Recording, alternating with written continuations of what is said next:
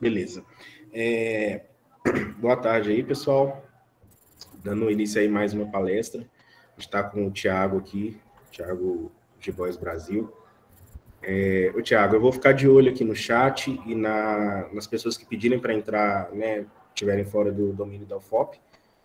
E aí eu vou deixar você se apresentar para o pessoal aí, pode ficar à vontade, viu? Beleza. Pessoal, boa tarde. É um grande prazer poder estar aqui para falar um pouco mais do que eu fiz a vida inteira, que é mexer com bicho e falar de bicho, né? Bicho e pessoas. Então é uma grande satisfação, né, poder compartilhar um pouco mais. Agradecer o convite aí, né, do Renan, a Cris, que também, né, tentou intermediar o contato para a gente poder estar participando. Tem uma época do ano, né, o segundo semestre realmente que tem mais demanda de situações, assim, né, de oportunidades para estar falando, e a gente sempre que pode estar participando. Quando não sou eu, alguém da equipe, mas a gente sempre tenta estar participando ao máximo aí. Eu sou biólogo de formação, né? Eu falo que a gente que gosta de bicho assim já nasce meio doido assim. Então, eu desde criancinha mesmo tive uma grande assim paixão por animais, né? E aí tudo assim, tudo que era bicho que podia. Então, desde de inseto, invertebrado,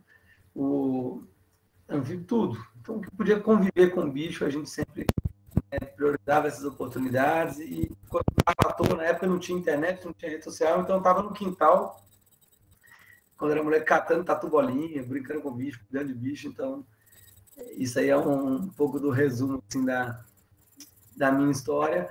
E sempre naquela vibe, quanto mais convívio, melhor, né? Aquilo que fazia muito bem. Então, o que a gente sente que faz bem, a gente busca mais.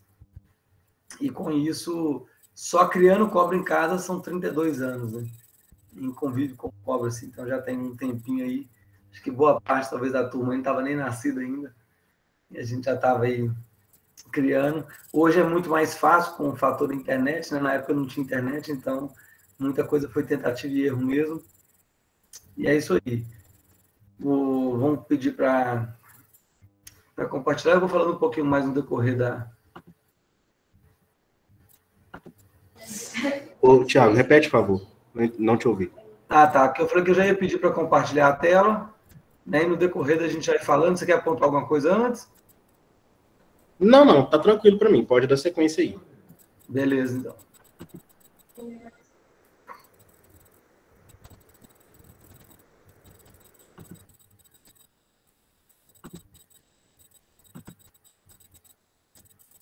Pessoal, tá visualizando, Renan? Só dar um retorno, tá ok? Beleza, dando para ver sim. Beleza. Pessoal, então, bom, no modo que eu tô de tela aqui, eu não consigo visualizar nada, né? Então, se tiver alguma coisa, o Renan tá olhando o chat aí. A ideia é mais um bate-papo mesmo assim, falar um pouquinho desse segmento, né? Dessa vertente. E eu acho que, no fundo, o que eu gosto muito é de estimular a reflexão, né? Então, que vocês saiam daqui com mais perguntas do que respostas, né? Que reflitam mais sobre o que a gente vai trabalhar, né? Isso para qualquer assunto. Assim. Mas, no especial de hoje, que é a questão do convívio com animais, né? Um animal de estimação. Então, refletir um pouco mais sobre as relações, entender um pouco mais sobre o mercado, como que a gente pode caminhar para uma relação mais harmônica, mais saudável. Esse aí o propósito principal, né? Eu argumentei assim, nasci doido com bicho, então tive uma vida de convívio. Então, a minha paixão, né, virou profissão, então fiz biologia. Eu estava entre biologia e veterinária. Na verdade, eu queria veterinária para eu poder mesmo cuidar dos meus animais. E fui para biologia, para mim foi muito melhor, porque a minha questão não é só bicho, né? Eu gostava do ambiente. Então, a parte de botânica, toda a parte, né, de flora... Ô, Thiago. Oi. seu áudio tá falhando um pouco, eu não sei se é o fone. Será que tá chiando um pouquinho? Ele tá dando uns barulhos aí de explosão.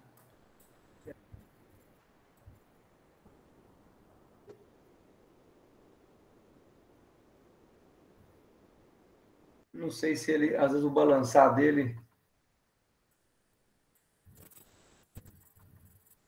melhorou um pouco ou não? Como é que tá? Quando você começa a falar, ele começa a dar os estouros. Vamos tentar sem o fone para ver? Pode ser. Ah, peraí. E aí, sem fone, como é que ficou? Tá, deu uma melhorada boa. Se está melhor, então... Beleza, a gente segue assim, então. Tranquilo? Beleza, então. Beleza. E aí, então, a paixão por animais virou profissão, né? Então, fui para biologia, que para mim foi muito melhor pela amplitude da visão, assim, né? Então, a possibilidade de não só saber da biologia, dos animais, de comportamento, de ecologia, como entender as relações, né? Então, não só dos animais com o meio ambiente, né? A participação deles, né? In situ ali, como nas relações humanas também, né? Então, essa possibilidade de ter uma visão mais ampla, no sentido de entender melhor o homem no contexto meio ambiente, o homem no contexto bicho.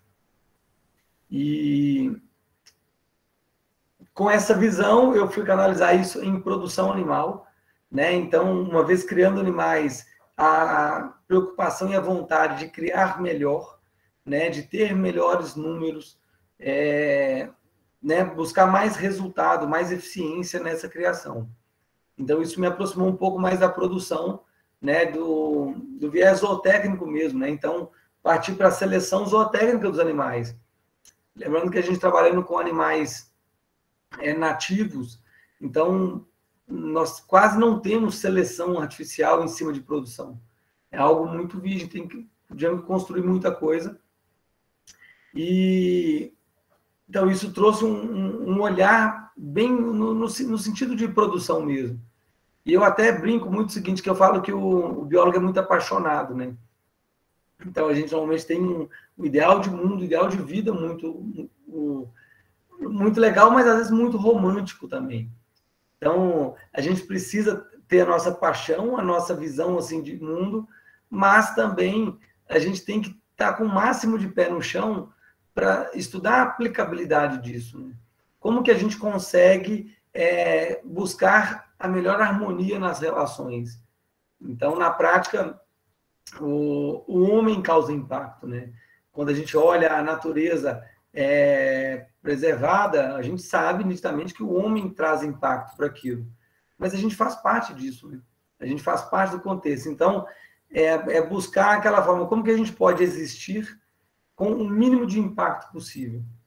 Né? Então, nós vamos ter impacto numa área, então talvez possa compensar em outra, no sentido de amenizar mesmo a nossa existência na vida, na Terra. Né?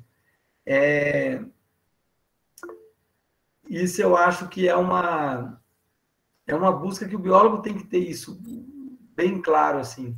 A gente sonhar, a gente ter uma visão de mundo que a gente entende, mas a gente entender que existe o mundo ideal, que é o que a gente sonha, e existe o mundo real. Como que a gente consegue conciliar, né, trazer vieses do mundo ideal para o mundo real? Mas lembrando que entre o ideal e o real tem uma distância, às vezes, muito grande, né? A gente fala de mundo ideal, lógico que é o ideal na minha visão, como cada um tem o seu mundo ideal. Né? Então, é uma visão, muitas vezes, utópica, né? Então, é meio que filosofia, assim, mas a gente tem que ter a consciência, a clareza da realidade, do pé no chão. Eu falo que, às vezes, assim, o pessoal, quando a gente fala de produção, de índices zootécnicos, produtividade, fecundidade, tudo, a gente aproxima muito mais, às vezes, de uma realidade da veterinária do que da biologia. Né? Lógico que a biologia também tem um estudo de reprodução, né, isso é indiscutível, mas eu falo a familiaridade do assunto. Então, às vezes é mais simples do veterinário entender essa relação, até por viver mais no convívio pet. Então, hoje a ideia é a gente tentar trazer o seguinte, apesar de não ser realidade da maioria dos biólogos, né, todo mundo tem uma visão do que é o mercado pet hoje, né, do que é o mercado de animal de estimação. E esse volume que está se tornando, está incorporando em todo esse segmento, está abrindo uma possibilidade de mercado de trabalho gigante, né? Então, é um mercado extremamente carente. É um mercado em que o biólogo pode atuar de diversas formas, que seja na nutrição, que seja na parte de sanidade, na parte de patologias. Então, a gente tem como conseguir aproveitar esse crescimento também do mercado pet para o mercado de trabalho para biólogo, né? Que é uma coisa fundamental da gente conseguir já vislumbrar isso na graduação, né? Eu, então, a primeira cobra em cativeiro em 1990, com 9 anos de idade, e aí a foto aí, eu estou todo sorridente, que eu estava com esse é uma sucuri do Marajó, é o Neto descauense. Era a primeira vez que eu vi esse bicho na vida, depois de quase 30 anos mexendo com répteis. É um bicho bem legal, é raro, só ocorre na região da ilha de Marajó e Amapá, então no Brasil, pensando no Brasil, numa extensão toda, é um bicho bem raro. E hoje a gente está conseguindo fazer um trabalho já legal lá num dos nossos criatórios de reprodução desse animal também. É como se fosse uma mini sucuri. Eu, quando era novo, eu sempre falava que eu mexia com bicho para não mexer com gente. Que era muito melhor, muito mais gratificante mexer com bicho do que mexer com gente. E no que a vida foi passando, eu vi que quanto mais eu queria mexer com bicho, mais eu tinha que mexer com gente. Né? Até porque eu escolhi um grupo de animais que era altamente predado, né? Então, eu cansei de ouvir em viagens que cobra boa é cobra morta. Eu cansei de ouvir. Então, para eu mudar essa realidade, eu tinha que relacionar bem com pessoas. Então, eu vi que comecei a ver a importância dessa relação e como eu conseguia trazer muito mais benefício para as espécies, para os animais, educando mais. Né? Então, aí começou a ter eu comecei a ter uma compreensão melhor da importância da educação mesmo, para aquela pessoa mais simples, aquele mateiro que está lá, né, no meio do mato lá, até para a pessoa da cidade, que um dia ela vai estar numa estrada, tem uma cobra na estrada, ela pode desviar, vai estar num sítio. Então, a importância da educação mesmo. Eu até estava falando aqui antes de abrir, que hoje acaba que todo mundo que adquire um animal desse, para animal de estimação, ele vira, né, guardado as suas proporções, um mini educador ambiental. No sentido de que existe uma consciência muito grande da sociedade hoje em busca de informação, né? Então, eles buscando informações ali sobre como criar, como manter, comportamento da espécie. E aquele conhecimento que a pessoa adquire para criar um animal, ela passa a replicá-lo para as pessoas do seu convívio. Então, assim, a gente consegue, aos poucos, ir quebrando a resistência da sociedade. Nesse sentido de nem todas as cobras oferecem risco, né? Eu falo que não tem bicho mal, né? Na verdade, a cobra não ataca, a cobra defende. Então, a gente que adentra o ambiente dela, então, no mato, os acidentes acontecem, porque ela está defendendo o seu território, né? Defendendo a sua integridade ali, e conseguir replicar um pouco dessa visão. E quando eu comecei a entender a importância no sentido de pessoas nesse processo, eu vi que a gente precisava de criar um ambiente para aumentar a aceitação disso. Então, eu comecei a estudar, a entender de leis cada vez mais, para conseguir dar segurança, né, para aquelas pessoas que querem criar. A gente está vivendo num momento em que a sociedade está muito polarizada, né? E a gente vê extremos em todos os segmentos. E o que eu mais bato na tecla que a gente precisa trabalhar é simplesmente o que eu respeito, né? A gente respeitar a escolha de cada um, né? E no sentido de que as pessoas querem conviver com animais, vamos respeitar isso. Vamos criar um contexto, né? Vamos criar uma regulação e parâmetros para que a gente possa acompanhar e controlar esse convívio, para que a gente reduza a incidência de maus tratos, para que a gente melhore a qualidade de bem-estar, né? Mas a gente sabe que proibir não é solução. Principalmente no caso de répteis, que são animais que não fazem barulho.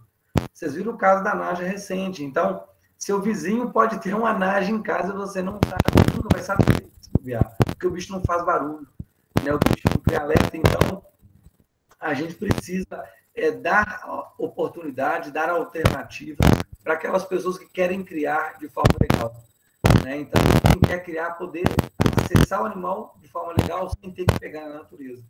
Isso é fundamental, né? Um dos principais propósitos da criação. E, nesse sentido, eu acabei militando em associações, em sindicatos, no sentido de garantir espaço para quem quer criar, poder criar de forma legal. Para que as pessoas possam ter, de forma legal, respeitosa, um animal saudável, adquirido, né, de um criatório. Esse virou o propósito aí. Então, além do biólogo, né, tive que entender um pouco da parte da zootecnia para a produção, a parte, né, entender, me enveredar mais na parte de produção e também na parte de jurídica, na parte de gestão ambiental, né, para trabalhar essas relações aí. Então, acompanho desde 2006, acompanho as reuniões de CONAMA, diversas reuniões em Brasília, já participei da elaboração de leis, normativas, tudo para a gente tentar trazer mais clareza para esse segmento aí. E aí, para a gente já começar a entender um pouco, né, porque surgiu em 2008 a demanda de produzir uma lista PET. E aí eu fui tentar buscar o seguinte: o que é PET? Porque começou essa discussão, né? Será que um mutum é PET? Será que um pavão é PET? Um macaco, um jacaré? O que é PET? Né? E aí, dentre o conceito, né, o que eu encontrei, está aí, fui lá no Google e buscar mais informações, e o registro mais antigo data de 1530, e significando que é animal preferido. E aí a gente volta naquilo que eu acabei de falar, que é o quê? Respeito. Se a pessoa quer ter uma galinha de estimação e aquele é o pet dela, por que não deixar que ela tenha? Né? É o animal preferido dela. Eu tenho amigo que gosta de carrapato, não que ele crie como pet, mas é o que ele escolheu e está tudo bem. A sociedade é, né, super diversificada, e isso é o bonito do ser humano, e a gente tem que respeitar essa diversidade, respeitar as escolhas individuais, mas lógico, como a gente aqui está trabalhando com vida, ao mesmo tempo a gente tem que garantir, né, resguardar a vida dos animais, trabalhar numa melhoria, uma busca contínua de bem-estar animal, de condições de criação, né? Esse é o nosso papel. Uma vez eu estava em casa no almoço, uma sobrinha veio, não como mais carne. Mas por que você não come mais carne? Eu vi um vídeo na escola e aí vi que os animais sofrem, não como mais carne. E a gente viu o seguinte, aí eu fui ver o vídeo que ela assistiu e eu fui conversar com ela depois no sentido, beleza, se ela tem um estudo profundo e tem por opção não comer carne, está tudo bem. Ela fez toda uma avaliação ali de contexto, um estudo nutricional para ver como que ela vai repor aquela proteína. Então, algo embasado, o que não era o caso dela. Né? Ela tinha tomado uma decisão única e exclusivamente por emoção. Né? E isso que a gente tem que tentar abortar da sociedade ao máximo. Né? Nós, o biólogos, somos da área técnica. Então, a gente tem que conduzir as nossas ações e estimular que a sociedade se baseie em conhecimento, de fato, né? Não em achismo, não em emoção. Eu brinco que a evolução do ser humano, ela passa no quê? No controle do instinto, no controle do nosso lado irracional. E o nosso impulso, o nosso instinto só vai ser trabalhado com conhecimento. Né? Nós somos mais racionais mesmo. Então, quanto mais a gente reflete, mais humano a gente é. Quanto mais impulsivo, mais animal a gente é. E ela tinha tomado uma decisão que seria não comer carne por uma decisão exclusivamente emocional. E aí entra o papel do professor. Então, o professor dela, na minha ótica, ele foi extremamente tendencioso. né? Ele botou um vídeo extremamente manipulador, assim, emocional, para trabalhar a concepção de uma criança, né? Então, a gente está desconstruindo um racional da sociedade. A gente tem que, nós, como biólogos educadores, temos que ir contra isso, a gente tem que estimular o conhecimento ao máximo. E aí, isso é a base da gente compreender o que vocês vão ver daqui para frente. Como essas relações estabelecem, como que a gente pode, né, crescer nesse sentido. A gente muitas vezes está discutindo sobre o mesmo assunto, porém em óticas diferentes. A gente está falando do mesmo objeto, igual está ali. Quando você muda o modo de observar as coisas que você observa mudam. Então, nós falamos do mesmo objeto, porém cada um está olhando um ângulo. Então, exercer a empatia, tentar entender um pouco mais de todo o contexto facilita, né? E isso eu tive, eu falo que é meu desde de nascido também, que é essa curiosidade, né? É o porquê do pesquisador. É tentar entender mais, né? Não aceitar uma simples resposta como verdade absoluta. E eu falo que eu nunca saio da fase do porquê. Mas por quê? Mas como assim? Mas por quê? E isso mantém a gente ativo, né? E traz mais compreensão e dá mais segurança para a gente tomar nossas decisões aí. Bom, vou botar até o relógio perto aqui para não perder o horário, pessoal. Vamos lá. Importância da biodiversidade, tá? A gente tem a nossa emoção de biólogo, a paixão de ver, de viver. Minha vontade agora é estar num riacho desse, no meio do mato, curtindo, né? Que aquilo, assim, revitaliza, é muito gostoso. E a gente precisa, de fato, entender, além do fator emocional, o que isso representa para a sociedade, né? Então, o que isso, o meio ambiente, na sua integridade, representa para a gente em valor. Porque a gente tem que quantificar isso, né? E tem uma linha de pesquisa agora que é justamente isso, que é a valoração da biodiversidade. Entender o que aquela biodiversidade representa para a existência do ser humano. Então, quanto a gente gastaria para obter os benefícios que aquela biodiversidade intacta traz para a gente. Então, tem hoje várias pesquisas nesse sentido, para a gente conseguir dosar, inclusive, pensar melhor ambientalmente. Aí, valor ecológico, genético, social. Então, aqui alguns itens listados, apenas para fazer a gente refletir sobre cada ser vivo, o que ele poderia representar para a gente. E, lógico, eu falo que meio que não sabe ganhar dinheiro, né? E... Agora caiu o som dele. Ô, Thiago.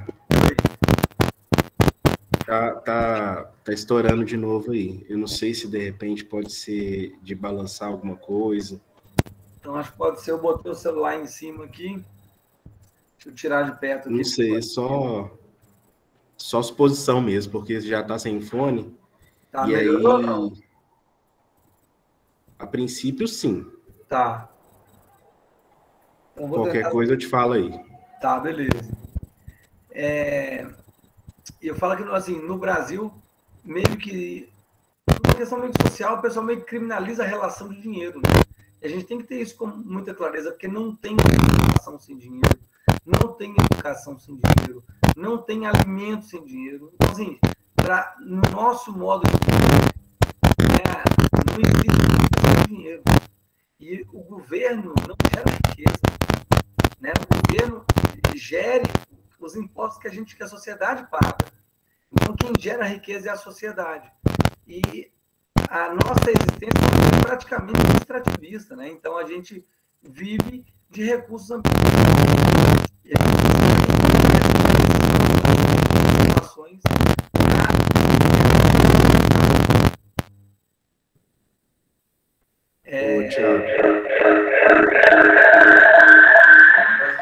Thiago. Oi. Tem alguém perto de você ou você está usando o computador e o celular? Não. Tá só o computador, agora deu microfone aqui. Não, a microfonia foi minha culpa aqui. É porque realmente está dando uns estouros assim que de vez em quando a gente não consegue nem te ouvir. Será que tentamos o fone aqui de novo? Eu não sei se vai resolver ou se pode ser alguma coisa que está interferindo no celular.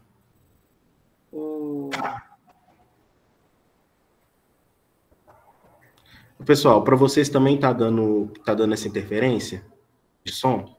Renan, Que tá às vezes sim. pode ser só para mim. Tá dando aqui também. Tá, né? Tá sim. Sim, eu botei o celular mais para longe aqui, não tem nada que... Podemos tentar o fone de novo, não sei. O que você sugere?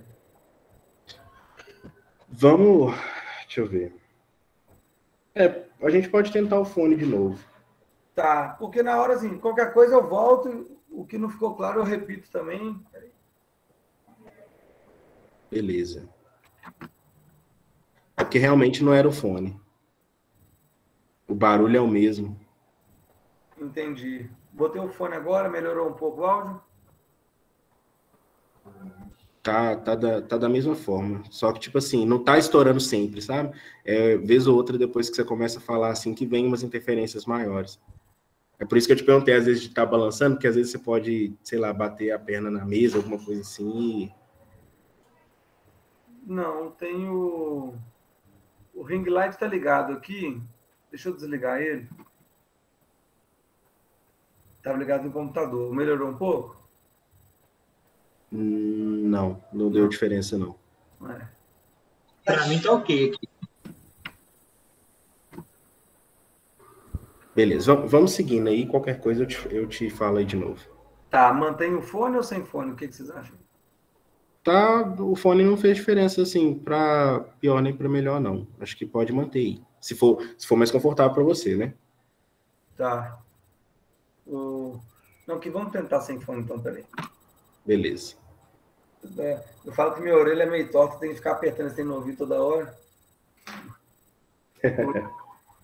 Então, vamos lá, pessoal. Eu falo que quando a gente vê uma foto assim e para refletir, eu falo que beleza, né? Lógico assim que no formato ideal era que os animais estivessem todos onde eles nasceram, né? No meio ambiente protegido, integral. Isso é válido para várias situações, mas em diversas outras, né?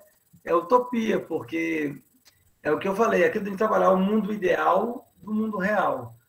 Né? O que a nossa sociedade acaba criando hoje, né?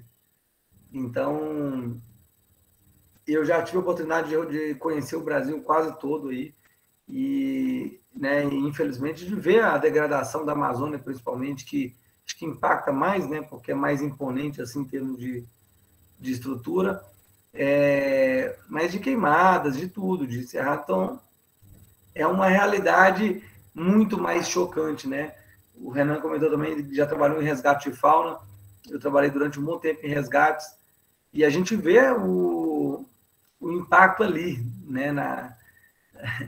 Na hora, e vários bichos morrendo e tudo, mas isso não tem muito como fugir, né? A gente tem que tentar entender. Eu estava trabalhando num resgate numa estrada que liga a MG10 até Morro do Pilar, na Serra do Cipó.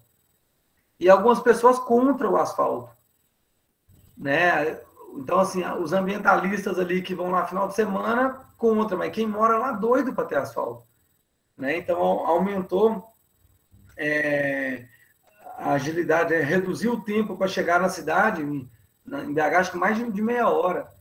Sem contar que a estrada asfaltada reduz assoreamento de cursos d'água, né? Reduz lixiviação, reduz manutenção. Então, assim, uma série de outros benefícios aí também. E não tem como. Então, tinha uma cidade lá que precisava estar melhor conectada. Então, o impacto, ele existe e a gente precisa tentar mediar isso, né? E se tem impacto no meio ambiente, com certeza tem impacto na biodiversidade, né? Lembrando que o principal causador de extinção é a degradação de hábitat natural, né? A gente tem que entender o uma série de contextos para não ser tão manipulado. Então, vocês estão vendo embaixo aí esse banho de maus tratos é crime. Esse animal não sofreu maus tratos. Ninguém arrancaria a pata do bicho. Esse animal, ele teve ali, isso é um problema de automutilação, né, causado por, às vezes, deficiência do indivíduo de absorção de nutriente.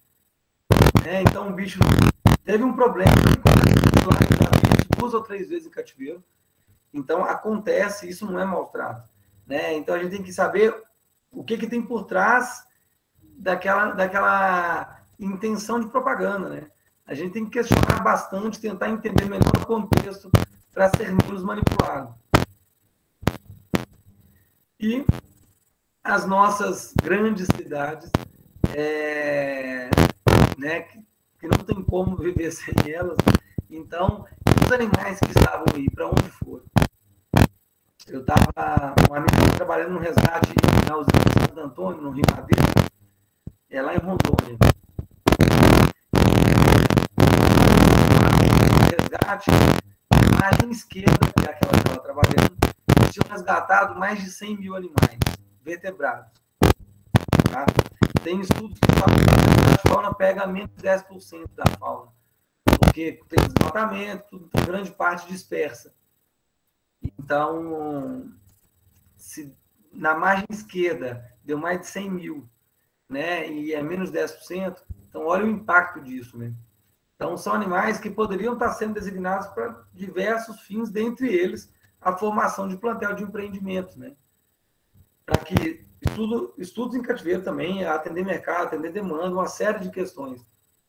Então, as nossas ações, elas degradam o meio ambiente. E essa biodiversidade está sendo perdida. Porque quando eu pego 100 mil animais, foram resgatados, foram salvos, e transloco para uma outra área, eu estou matando 100 mil animais naquela outra área. Parte pode ser desses e parte pode ser dos que eles vão desalojar, dos que eles vão competir. Então, ecologicamente, os animais desabrigados naquele local, naquele empreendimento, eles estão mortos. Né? E o desmatamento, aí, mais para ilustrar mesmo, que é uma realidade que a gente tem que tentar ver o seguinte, como reflorestamento, alguma coisa, e já que vai ter, será que a gente consegue fazer de forma melhor aproveitada? Com base em todo o impacto que nós causamos na sociedade, né? Foram criadas 2 convenções internacionais, que é a CITES e a CDB, que elas ajudam a controlar e estabelecer estratégias de conservação no mundo inteiro para a biodiversidade, tá? Tanto flora quanto fauna. Ambas recomendam a criação legal como uma das melhores formas de combate ao tráfico. Então, você dar alternativas do acesso legal é fundamental, tá? Para que a sociedade consiga ter esse acesso sem causar impacto, né? Pelo contrário, além de não causar impacto, competir diretamente com o tráfico, competir diretamente, né, com as coletas irregulares, geração de renda, geração de emprego, mais geração de conhecimento. Aqui uma foto minha no trabalho de consultoria. Eu estava no Pará, isso é lá perto de Marabá, no sul do Pará, numa área de mineração. Eu cheguei numa sexta, na quinta-feira mataram essa sucuri. Na foto ali sou eu. Isso é 2001. Então, eu meço 1,70 m de altura, gente. Aí vocês têm noção um pouquinho aí do tamanho do bicho. É a maior sucuri que eu já vi até hoje. Né? Nós vimos a carcaça dela. Outra foto aí na Amazônia. Mais uma sucuri morta. Outra foto na Amazônia, aí uns ribeirinhos com couro de jiboia. E aqui uma foto se não me engano, Tailândia. E aqui uma foto de internet também. E aí, a gente visualiza 2 realidades distintas, né? Então, o que são diretamente ligadas à questão cultural.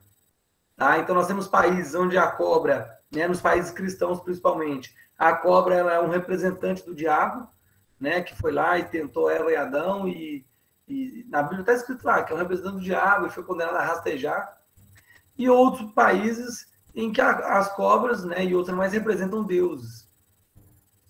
Então, na prática, né, naquela questão de quem está certo, em termos racionais, os dois estão certos, porque é a cultura, né? E nós precisamos, dentro daquilo que eu venho falando, é de respeitar, né, essas origens, respeitar o que fez aquelas, o que precedeu aquela situação.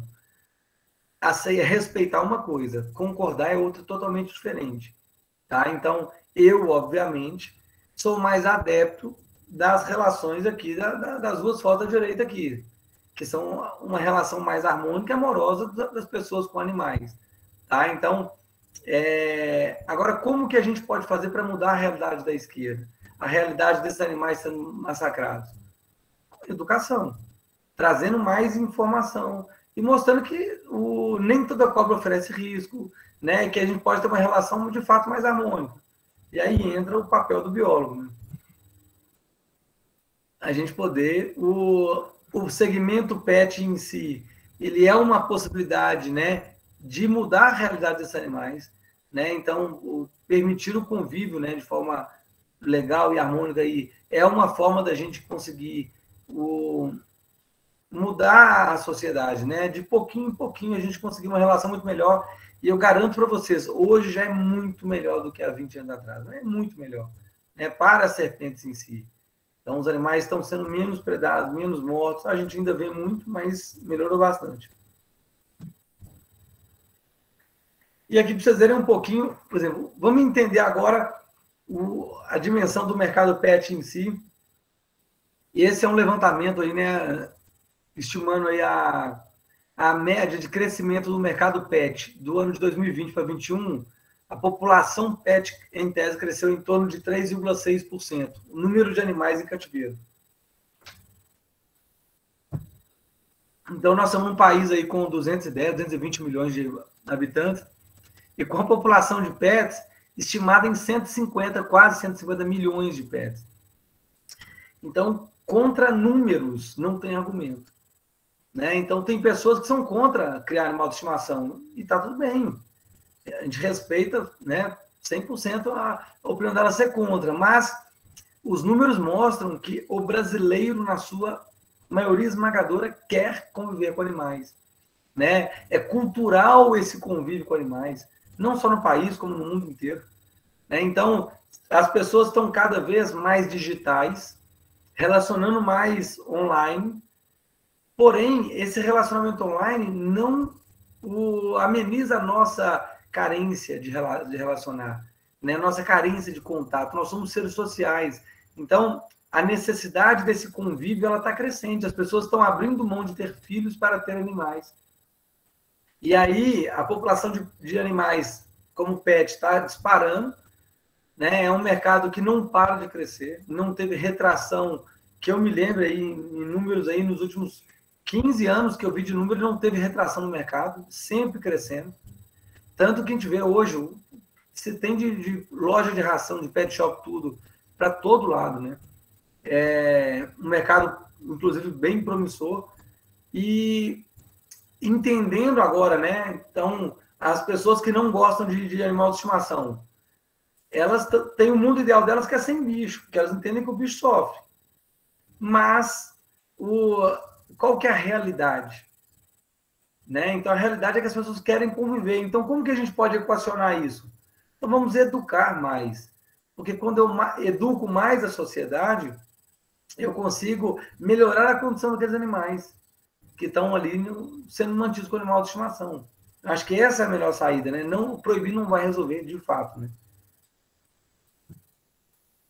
Aqui, voltando, então, aqui embaixo ali, os animais... Bom, as aves, né, estão estimadas aí em 41 milhões de aves, tá? Que então pega um pouco desse mercado que a gente está falando aqui, né? Então, o mercado de aves canoras aí, que seriam os curiós, bicudo, trinca-ferro, é um mercado gigantesco e crescente, né? Eu já vi ave aí de mais de R$ 1 milhão, tá? Então, mercado bastante crescente. E os répteis estão alojados ali junto com outros animais. Então, estimado aí em 2,53 milhões de animais a população para esse ano. Tá? Infelizmente, os répteis, na sua grande maioria, ainda ilegais, né? Então, o mercado está começando a ser abastecido de forma mais consistente com mercados legais de alguns anos para cá. No Brasil, a previsão de faturamento para 2021, então, 35 bilhões de reais. Pessoal, isso é mais que a linha branca de eletrodoméstico, sabe? Assim, isso é muito representativo em termos de país. Igual eu falei, é um mercado que vem crescendo muito. E todo esse mercado está baseado em quê? No animal. Então, a gente trabalha, né, no caso do Jiboias Brasil, na base da cadeia. Então, produzindo animais que vão ser criados e vão alavancar todo esse mercado aí. O faturamento mundial aí, estimado em quase 140 bilhões de dólares, tá, no caso aí. Então, multiplicando isso aí por 5, nós vamos ter aí 700 bilhões de reais, mais ou menos. Então, é muita coisa, muita coisa. E como eu falei, é um mercado crescente. Pode procurar na internet, vocês vão ver nos últimos anos aí. Isso é um levantamento aqui, da CITES, eu até preciso atualizar ele, só para vocês terem noção. A CITES é a Convenção Internacional que controla o comércio internacional. Então, ela botou regras para controlar o comércio e movimentação, para que não tenha superexploração e, né, tentando no sentido de preservar as espécies. De répteis, das 10 espécies mais vendidas no mundo, 2 são brasileiras, que é a iguana e o tigre e o tracajá, tá? De mamíferos primatas, das 10 mais vendidas no mundo, 2 são brasileiras, que é os micos, os calitrix e o mico de cheiro lá. De anfíbios, das 10 mais criadas no mundo, 3 são brasileiras. Então, assim, a gente vê números absurdos e um mercado praticamente controlado por países estrangeiros. Das aves, pessoal, das 10 mais vendidas, 2 são brasileiras. E, para vocês terem noção, a jandaia sol, que é essa da foto da direita, ela ocorre apenas em Roraima, está considerada como espécie ameaçada hoje, está como vulnerável, não pela população reduzida, mas é porque ela ocorre numa área muito restrita no país, tá? Tem uma população boa, é super criada, então o bicho que está em risco de extinguir é zero, tá? Já está garantido já pela população de cativeiro, já está garantido. E embaixo a caturrita. A caturrita é uma ave lá do Rio Grande do Sul, é a mais, né, vendida no mundo aí, e dentre os psitacídeos, tá? E ela é o seguinte, no Brasil ela é considerada praga agrícola. Então lá eles podem matar uma quantidade X de bichos porque dão prejuízo à agropecuária. E olha só para você ver, assim, o cúmulo do absurdo do uso do recurso biológico, né? Então eles poderiam pegar as populações, fazer cadastrar as populações carentes da região para fazer manejo de ovo. Então, olha, pessoal, época de reprodução, vamos manejar tantos 1000 animais lá, pega o ovo, incuba, ou então já deixa nascer o filhotinho, tira o filhote e trabalha. Uma forma, em vez de matar o bicho adulto, vamos reduzir a natalidade. Transformar o que é problema hoje em renda. Assim foi feito com o jacaré no Cunhã. Né? Tinha uma população grande de jacaré e comeu uma criança, eles criam, a população estava revoltando, querendo matar. O ICMBio fez um levantamento, né? Tem uma reserva extrativista. Então, hoje, o jacaré que matava pessoas está salvando, está dando condição para a sociedade, com melhorias. Gerou renda, né? Os jacarés levaram renda, né, com manejo de carne e couro, e a população hoje tem melhor educação, melhor assistência médica. Então, é transformar problema em benefício, que é o caso que a caturrita podia acontecer. Né? Eu fiz um levantamento nas sites, fazendo números, tá, gerais de exportação. Então, a jiboia, por exemplo, né, a nossa famosa jiboia aí, 748 mil exportações, de 1975 até agora. Isso que a CITES controlou. Dentro da União Europeia, não contabiliza, porque lá não precisa de CITES, entre os países da União Europeia. Então, o número é maior do que esse, com certeza. Vocês viram o tamanho. A pitombola, que é uma das cobras mais criadas, aí mais de 4 milhões de vendas. Então, o número dos animais em cativeiro é gigantesco. Tá? E répteis aí, de 2010 a 21, né? Então, apenas 11 anos, mais de 18 milhões de répteis comercializados. Então, é um mercado gigantesco. E os números falam por si, né?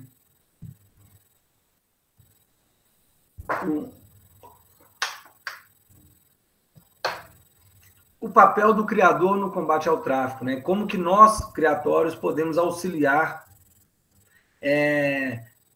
trazer uma compensação também, né? De certa forma, para os animais e para a sociedade, né? O principal argumento, assim, o principal viés é a educação, é trazer informação, né, de qualidade. Então, os nossos sites, tanto do Jiboias Brasil, né, quanto o site da Animais Brasil, hoje viraram ponto de informação mesmo. Então, as pessoas utilizam dos sites como fonte de consulta. Então, desde legislação, manual de criação. Então, assim, a gente tenta levar bastante informação. A gente está para abrir agora uma aba que é só a parte de pesquisas e publicações, né? Na verdade, a gente faz só há anos, já devia ter publicado, disponibilizado, mas ainda não criou. Está por vir aí. Além das informações, a indicação de profissionais para dar suporte, né? Então, hoje tem 2 segmentos crescendo junto com o mercado, que é a parte de biotérios, venda de alimento vivo, tanto insetos quanto roedores, e também a parte de atendimento clínica veterinária. Então, a gente concentrou tudo no site, uma forma de ajudar a pessoa que quer ter, né? Então, dar agilidade na informação para manter melhor os animais ali. A parte de legislação, a maioria da legislação brasileira, ainda a maioria dos empreendimentos, eles são geridos por atos infralegais, que são aqueles atos que estão na hierarquia jurídica abaixo de legislação, abaixo de lei, tá? Então, seriam portarias, instruções normativas e resoluções. Isso traz uma grande instabilidade para a criação, tá? Porque são atos que podem ser mudados facilmente, principalmente portaria e instrução normativa, né? Resolução é mais complicada, que normalmente vem de conselhos, mas portaria e instrução normativa, uma canetada revoga ou altera. Então, isso, para a gente em si, é muito ruim, que empreende na área, e isso tem mudado de 2011 para cá, tá? Pra vocês terem noção, Jiboias Brasil, nós temos 2 espécies na nossa licença, tá? Apenas as jiboias e as jiboias arco-íris, enquanto a Animais Brasil hoje, na verdade, já essa licença está até desatualizada, nós temos mais de 70 espécies hoje. E por que tanta diferença? Por causa das legislações, tá? Então, hoje, acho que está para frente, está um pouquinho para frente, eu vou falar dos momentos, né, de legislação no país, né? Então, de 2011 para cá, teve uma mudança em que a competência foi delegada aos estados e não para a União, e os estados puderam, então, fazer normas próprias, tá? E a gente decidiu ir para Alagoas, porque lá é lei, né? Então, a gente tem uma segurança muito maior de empreender lá. E aí, está aí, transcrito na nossa licença, né? Então, a gente pode criar muito mais espécies. A gente sempre no criatório coloca uma licença maior, tá? Do que de fato a gente vai ter, porque a gente nunca sabe qual bicho nós vamos conseguir para a formação de plantel. Tá? Isso é um ponto importante, que, por exemplo, o criatório, ele vende exclusivamente animal nascido no criador. Tá? A gente não pode vender animal de vida livre. Os animais que os órgãos ambientais destinam para a gente, ou que a gente recebe de transferência de outro empreendimento, são animais que a gente chama de F0.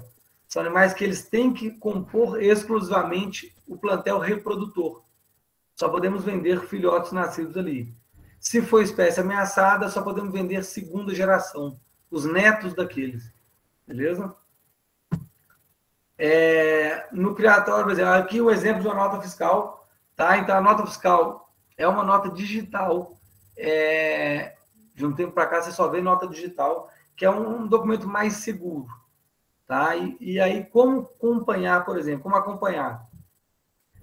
No cabeçalho da nota, você tem um código de barra, tá? Esse código de barra, e aqui embaixo está escrito, consulte a autenticidade no portal nacional. Então, você consegue verificar se essa nota é uma nota verdadeira, tá? Então, primeiro ponto, para quem se deparar com o animal legal e tiver alguma dúvida, conferir a nota se ela é realmente verdadeira. A descrição do animal, tá? A gente coloca a descrição mais completa possível e a gente acrescenta, por último, ali um certificado de origem, que é o certificado nosso. E embaixo, a gente especificou no campo de observações, para efeito de fiscalização do órgão ambiental, a presente nota está vinculada ao certificado de origem impresso no verso.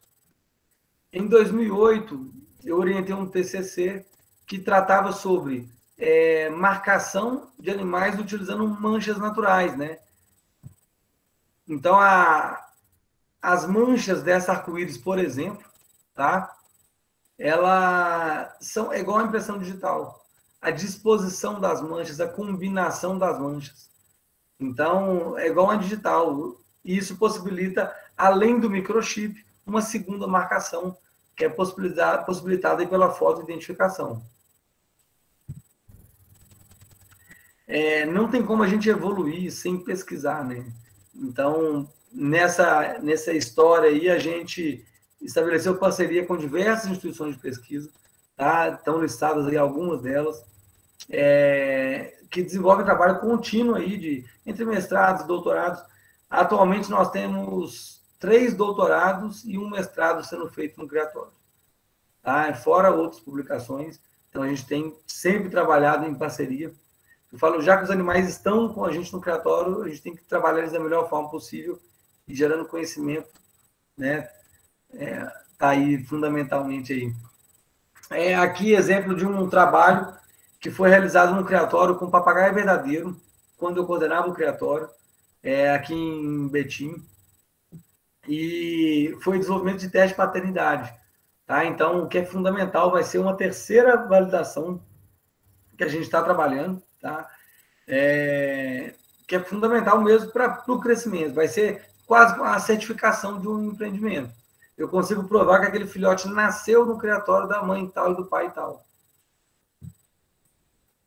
Então, já está em andamento aí um doutorado, que é fazer o teste de paternidade das jiboias. A gente espera, o quanto antes, poder já ter essa ferramenta aí também, como um controle maior, né? Então, é o criatório, nesse caso, pessoal, atuando no aumento do controle ambiental. Tá? É a gente contribuindo para que se aumente a transparência e o controle ambiental dos empreendimentos, tá? Para que a gente consiga, de fato, ter os criatórios servindo para o seu propósito principal, que é atender a demanda da sociedade, né? Ajudar pessoas a viver bem com os animais, né? Não que os criatórios sejam, né, utilizados para fins aí ilegais aí. Aqui a gente tem um vídeo no canal do YouTube, lá a gente trabalhou bastante tempo no canal do YouTube, detalhando mesmo, né, a importância, tudo trazendo o máximo de conteúdo. Então a gente tem um manual de criação que a gente entrega ele virtualmente, praticamente aí. E aqui toda a documentação, né, tudo que a gente faz hoje em prol de informar, em prol de educar as pessoas que buscam esses animais para convívio, tá? Então, elas recebem nota fiscal, certificado fotográfico, certificado de origem do IBAMA, tá? Que é um certificado que tem um QR Code que pode ser verificável, manual de criação, a gente manda o nosso certificado, então, uma série de documentações para mostrar a regularidade, né, da venda em si do criatório naquele momento e levar a informação de forma gratuita. Isso aí é para quem é cliente, quem não é cliente, tanto faz, tá? As informações estão disponíveis. Eu tive a oportunidade de contribuir o encontro na Vale Verde ainda também. Primeiro curso de formação de peritos da Polícia Federal, tá? Então, foi um curso preparando a agência da Polícia Federal para fiscalização e combate ao tráfico, tá? Foi uma proposta, assim, uma oportunidade muito, O importante em si, acho que para o segmento, né? Então, a gente, como criador, poder mostrar, de fato, todo o potencial que a gente tem de ajudar a sociedade num todo aí a melhorar. Beleza, pessoal? Esse é um pouquinho aí do que vem falar, dar uma pincelada e dá... Agora, deixa eu ver... Ó, 5 minutos aí do tempo, a gente poder falar um pouquinho agora, abrir para perguntas. Ô, Thiago, Pode falar. o Fábio passou aqui na sala, aí ele mandou uma mensagem no chat aí, ó. Deixa eu ver. Agora eu vou achar o chat aqui, né, pessoal? Peraí. Lá no canto direito, lá embaixo. Aê.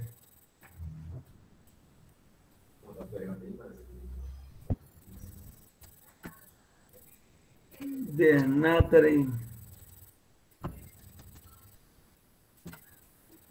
Não tô vendo a mensagem dele aqui, não. Tá em cima da mensagem do Bernardo aí. É porque tá no meu nome, tá com o meu nome. Ah! Contar da mordida da cobra. E foi quando eu estava estudando com ele lá. Foi na época da faculdade mesmo. Peraí, só um minutinho, peraí. Peraí, pessoal, rapidinho.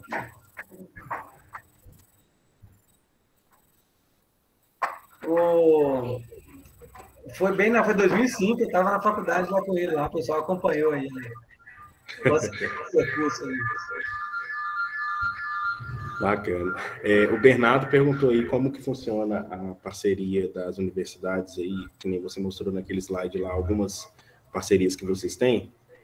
Ele viu que a UFOP não tá, ele queria saber como que funciona essas parcerias, como que faz para poder... Na verdade, ali, eu listei as instituições que a gente já realizou trabalho em conjunto ou está realizando.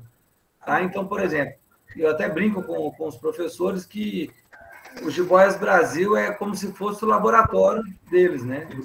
Então, está à disposição aí para a gente poder usar ao máximo. O pessoal quando vai tirar o carro atrás, para pegar uma barulhinha aí. Não, tá tranquilo. Vai sair já. Então, o Criatório está à disposição. Tudo que a gente puder desenvolver lá dentro de pesquisa, né? Nós estamos à disposição, é princípio nosso básico lá. Então, tanto a parte de estágio curricular também, então, o que a gente puder ajudar. Bacana. E, galera, algum de vocês aí que tá por aí ainda tem alguma pergunta? Pode ficar à vontade.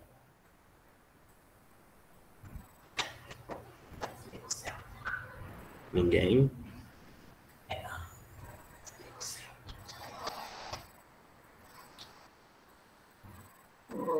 Eu acho que... Eu vou parar de gravar aqui só um minuto, Thiago. Tá, ele falou, né, a questão de futuramente conseguir juntar.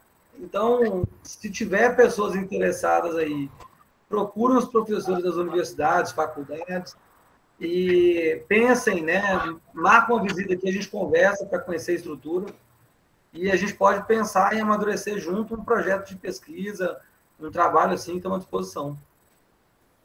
Legal. Só interromper.